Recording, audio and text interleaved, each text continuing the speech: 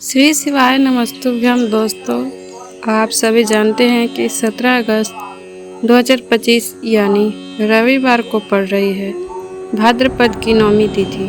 और दोस्तों, ये तिथि है जो भाद्रपद में पड़ने वाली सबसे बड़ी तिथि है, क्योंकि ये रविवार को पड़ रही है और इसका बहुत ही बड़ा और विशेष महत्व होता है।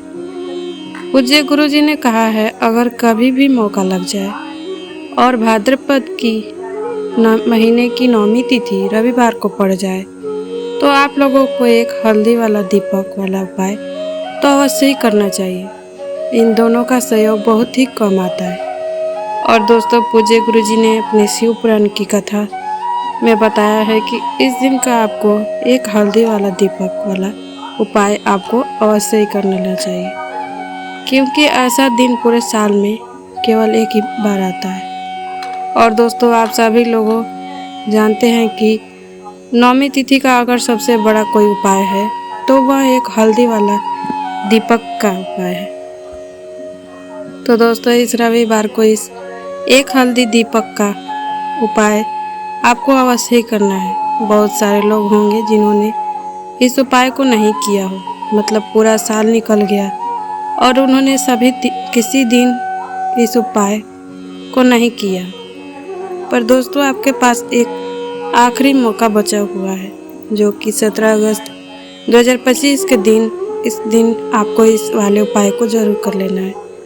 भले ही आपने साल भर इस उपाय को ना किया हो, पर आपने इस भाद्रपद की नौमी तिथि के दिन अगर ये इस वाले उपाय को कर लिया तो आपको इस वाले उपाय को करने का वह फल मिलेगा जिसकी आपने कभी कल्पना भी नहीं करी होगी। इसलिए आप लोग इसे वाले उपाय को एक बार ज़रूर से ज़रूर कर लेना, ताकि आप लोगों के हाथ से यह मौका ना जा सके और आपको उपाय को करने का फल मिल सके। दोस्तों, ये उपाय पंडित जी ने अपने अभी की ही शिव पुराण की कथा में बताया है, जिस उपाय को आज हम आपको अच्छे से बताने वाले हैं। इस वीडियो को देखने के बाद आपको इस उपाय को समझने के लिए किसी और वीडियो को देखने की ज़रूरत नहीं पड़ेगी। तो दोस्तों, चलिए इस उपाय को इस भाद्रपद मास के नौमी तिथि के दिन यह इतना खास क्यों होता है, इतना महत्वपूर्ण क्यों होता है। देखा गया है कि कभी कभी बड़े बड़े पूजा पाठ और अनुष्ठान से जो मनोकामना पूर्ण नहीं होती है, वह इस भाद्रपद मास की नौमी तिथि के दिन एक छोटे से उपाय करने से ही पूर्ण हो जाती है। और बहुत सारे लोगों ने इस उपाय को किया भी है, उनको इस उपाय को करने का फल भी मिला है। अगर आप लोग भी इस उपाय को रविवार नवमी के दिन करना चाहते हैं तो आप इस उपाय को पहले अच्छे से समझ लेना और सुन लेना, उसके बाद इस उपाय को करना। और इस उपाय को करने का फल आपको ज़रूर मिलेगा। और इस उपाय को कर लेने से आपके घर में चाहे किसी भी प्रकार की दुख और समस्या क्यों न चल रही हो, आपको उसका कारण भी नहीं पता है कि समस्या किस कारण से चल रही है। उसका कुछ भी कारण हो सकता है, जैसे पितृदोष हो सकता है, किसी भी तरह का मंगल दोष भी हो सकता है। यह सारे सवालों के जवाब आपको इस वीडियो में मिल जाएगा। और जो यह वीडियो देखेगा उसको एक हल्दी वाला दीपक का उपाय तो ज़रूर करना है, क्योंकि इस दिन हल्दी का दीपक का बड़ा विशेष महत्व होता है। और जब बात आ जाए एक हल्दी का दीपक वाले उपाय की, तो यह सुनने पर सुहागा और वाली बात हो जाती है और यह एक बहुत ही बड़ा उपाय हो जाता है। इस रविवार नवमी तिथि को आपको, अब दोस्तों, इस एक हल्दी वाले दीपक को आखिर करना किसको है, सबसे पहले हम लोग वह बात जान लेते हैं। तो देखो, घर की जब बड़ी माता होती है, उन माताओं बहनों में से कोई भी एक माता बहन इस वाले उपाय को कर सकती है। दोस्तों, अगर आप चाहो तो अपने घर के सभी सदस्यों को भी इस उपाय को करवा सकते हो। अगर किसी व्यक्ति की खुद की कोई मनोकामना है, दुख या परेशानी है, जो कि वह अपने लिए भी करना चाहता है इस वाले उपाय को, तो वह भी खुद अपने लिए भी कर सकता है। अगर कोई घर में ऐसा है जो कि अपने पूरे घर परिवार के सुख शांति के लिए वह वाला उपाय करना चाहता है, तो वह भी कर सकता है। उसमें कोई दिक्कत वाली बात नहीं है। कहने का मतलब यह है कि इस उपाय को एक सदस्य भी कर सकता है और पूरे घर परिवार के सदस्य के लिए भी घर की बड़ी माता बहन में से कोई माता बहन भी कर सकती है। माता बहन अगर घर में उपस्थित नहीं हो तो वह यह वाला उपाय न कर पा रही हो तो वह फिर घर का कोई भी बड़ा सदस्य भी इस वाले उपाय को कर सकता है, चाहे वह फिर पुरुष ही क्यों ना हो। उसमें कोई दिक्कत वाली बात नहीं है। दोस्तों, इस एक हल्दी का दीपक वाले उपाय को हमें करना कहाँ पर है? इसे शिव जी के मंदिर में जाकर करना है। बहुत सारे लोग प्रश्न करते हैं हर एक उपाय को करते समय कि क्या हम एक हल्दी का दीपक वाले उपाय को घर पर भी कर सकते हैं? तो इस वाले उपाय को आप घर पर नहीं कर सकते हो। उपाय को करने के लिए आपको शिव जी के मंदिर ही जाना पड़ेगा। इसके बाद में जो अगला प्रश्न निकल कर आता है इस उपाय को लेकर कि आखिर हमें इस उपाय को एक हल्दी का दीपक वाले उपाय को किस समय करना है? सुबह के समय करना है कि शाम के समय करना है? तो देखो, इस वाले उपाय को आप सुबह के समय भी कर सकते हो और शाम के समय भी कर सकते हो, यानी शाम को प्रदोष काल के समय भी कर सकते हो। अगर आप पूछो कि सबसे उत्तम समय कौन सा रहेगा इस एक हल्दी वाले दीपक वाले उपाय को करने का, तो हम आपसे बस यही कहेंगे कि इस उपाय को सुबह के समय करेंगे तो ज़्यादा बेहतर होगा। बाकी अगर प्रदोष काल के समय भी करेंगे तो भी अच्छा होगा, इसमें कोई दिक्कत वाली बात नहीं है। तो आप दोस्तों, जो अगली सबसे और बड़ी महत्वपूर्ण बात आती है वह यह आती है कि सुबह अगर हम उपाय को करेंगे तो हमें कितने बजे से लेकर कितने बजे के बीच में करना है, और शाम के समय प्रदोष काल के समय तो हमें कितने बजे से कितने बजे तक के बीच में करना है। तो देखो, सुबह के समय जितना जल्दी हो सके उपाय को करने की कोशिश करना। बाकी अगर किसी कारणवश लेट हो जाओ तो थोड़ी देर भी हो जाए तो 10 या 11 तक के बीच भी इस उपाय को कर सकते हो। 12 बजे से ज़्यादा देरी ना हो, इस बात का ध्यान रखना। प्रदोष काल का जो समय होता है वह शाम के 6 बजे से शुरू हो जाता है, मतलब शाम को 6 से 7 के बीच में जो समय होता है यह समय प्रदोष काल का समय होता है। पर अभी जो मौसम चल रहा है इस मौसम में शाम बहुत देर से होती है, तो आप इस उपाय को 7 या 8 बजे के बीच में भी कर सकते हैं, मतलब शाम को 6 से 8 बजे के बीच में भी कर सकते हैं। इसमें कोई दिक्कत वाली बात नहीं है।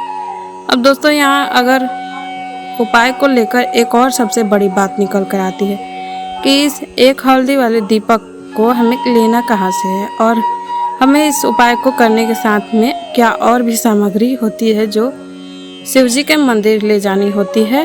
तो देखो, यहाँ पर हम आपको बता दें, सबसे पहले आप लोग अब यह जान ले कि यह जो एक हल्दी का दीपक का उपाय है, सिर्फ और सिर्फ आप उपाय की सामग्री लेकर कभी शिव जी के मंदिर लेकर मत जाना, क्योंकि हमें भगवान को के सामने यह नहीं दिखाना है कि अगर हम भगवान शिव जी के मंदिर आए हैं तो अपने फ़ायदे के लिए आए हैं।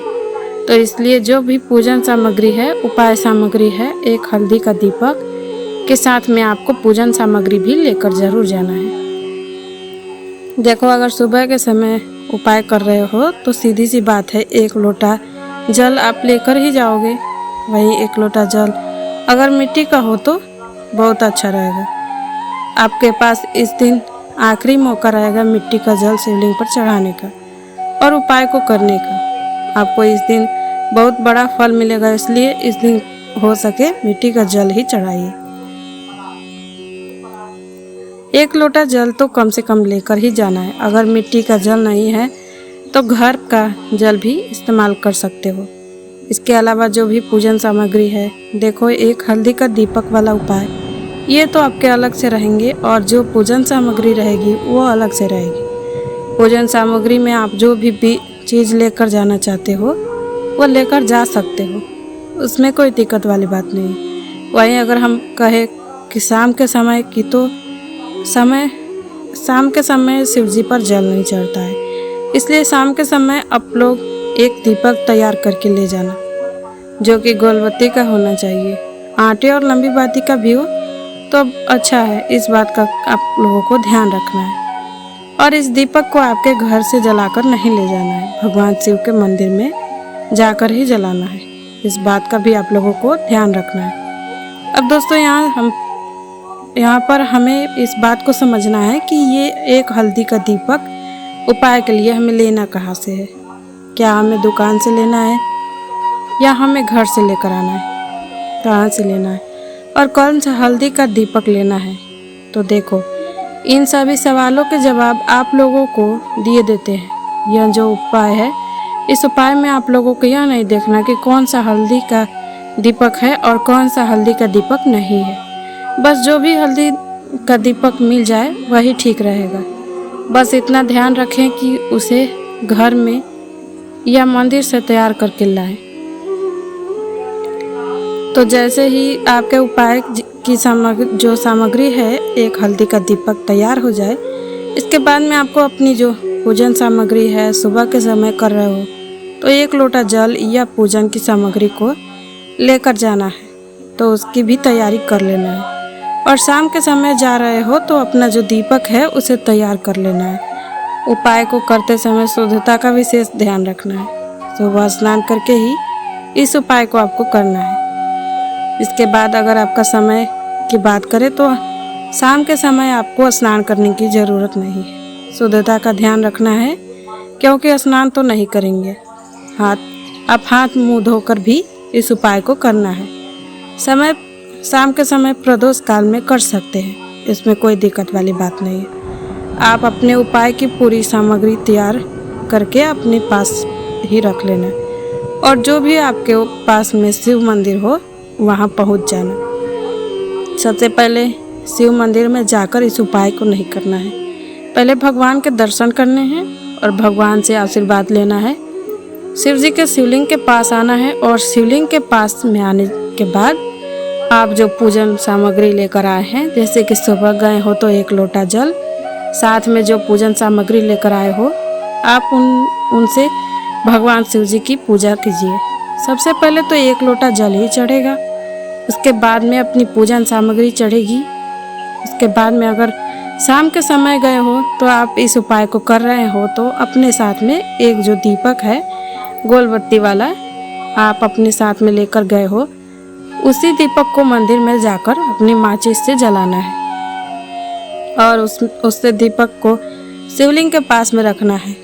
दीपक को शिवलिंग के ज़्यादा पास नहीं रखना है, यानी सीधी सी बात है कि शिवलिंग पर आंच नहीं आनी चाहिए। जैसे कि आपकी पूजा अर्चना हो जाती है, आप भगवान शिव जी को प्रसन्न कर लेते हो, तो उसके बाद में शिवलिंग के आसपास ही कहीं बैठ जाए, आपको जहाँ भी जगह मिल जाए। एक हल्दी का दीपक आप अपने सामने निकाल कर रख लीजिए, क्योंकि आप यहाँ पर उपाय को करने की तैयारी करना है। और इस तरीके से जब आप उपाय करेंगे, पूजन सामग्री करने के बाद, पूजा अर्चना करने के बाद, आपको उपाय का फल बहुत ही ज़्यादा और बहुत ही बड़ा होकर मिलेगा। तो अपने एक हल्दी का दीपक अपने सामने निकाल कर रख लेना है। यह जो उपाय है, क्या आपके दाहिने हाथ की हथेली से होगा? तो हाँ, आपके दाहिने हथेली को धोकर ही आपको इस वाले उपाय को करना है। आपके सामने जो भी यह जो उपाय है, क्या आपके दाहिने हाथ की हथेली से करना है? तो हाँ, विशेष रूप से ध्यान रखना है, दाहिने हाथ की हथेली को ही धोकर आपको इस वाले उपाय को करना है। आपके सामने जो भी एक हल्दी का दीपक की सामग्री है, आपको सामने रखें और अपने सामने रखें और अपने एक हल्दी का दीपक उठाकर शिवलिंग की आरती करें।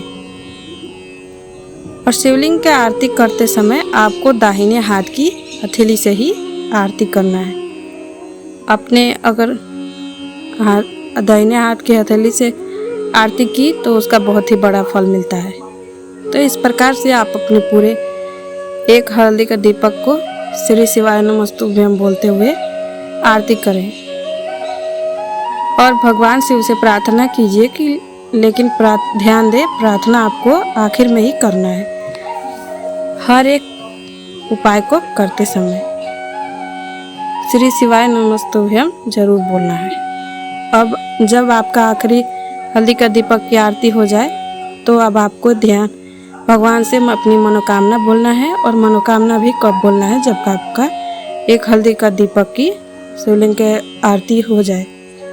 भगवान से फिर अपनी मनोकामना बोल देना है। जिस मनोकामना के लिए आप यह उपाय कर रहे हो, उसी दुख या परेशानी के लिए अपनी प्रार्थना करें।